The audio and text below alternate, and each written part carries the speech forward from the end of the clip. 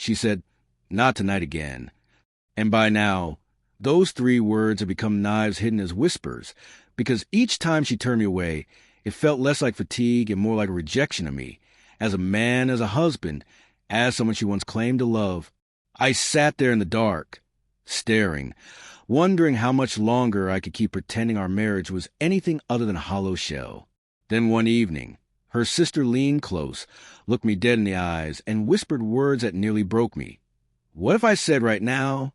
My world shifted in an instant. Once, my wife and I had been inseparable. We shared laughter, traveled together, made plans for a future that felt radiant. But over the years, that light faded, and the tiny cracks began widening into canyons. First, it was a lack of conversation, then the absence of laughter, and eventually, even the simplest gestures of love disappeared. Our home became a space of silence. Heavy, suffocating silence, punctuated only by repeated refusals. Not tonight. And each rejection reminded me that the person I had promised my life to was drifting further away. I told myself she was stressed, maybe overwhelmed, that life had taken too much out of her. But deep down, I feared the truth was darker, that she had emotionally checked out, or worse, found comfort elsewhere. Those thoughts gnawed at me during sleepless nights filled only with doubts and questions. Then her sister came to stay. At first, it seemed harmless. A family emergency had brought her under our roof, and I hoped her presence might lighten the atmosphere. And, in some ways, it did. She spoke when my wife stayed silent. She noticed the small things my wife ignored. She asked about my day when my wife no longer cared. I didn't realize how dangerous that quiet comfort could become until one night everything shifted. I was sitting alone after another rejection, feeling like a ghost haunting my own living room, when she walked in and sat beside me. For the first time in months, someone looked at me like I mattered. She said softly, "You deserve more than this." Her words pierced me because deep down I agreed, though I hated admitting it. Before I could fully process what was happening, she leaned closer and whispered, "What if I said right now?" My heart hammered. My hands shook. My mind screamed at me to get up and walk away. But my aching, lonely heart wanted to hear, wanted to believe. For a terrifying moment, I imagined it, giving in, erasing the loneliness, pretending I wasn't invisible. But then the weight of vows, promises, and the man I wanted to be crashed down harder than temptation ever could. I stood up, trembling, and told her to stop, that this wasn't right.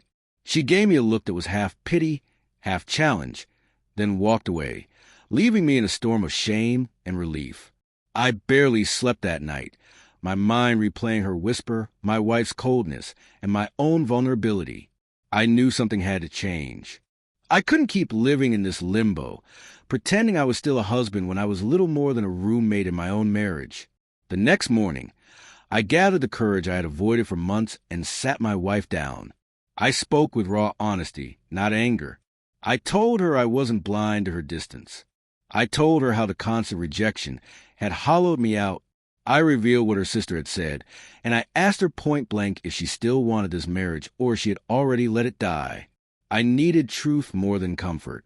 She froze, her face drained of color, her eyes darting away. Then she admitted what I had feared all along. She had checked out long ago.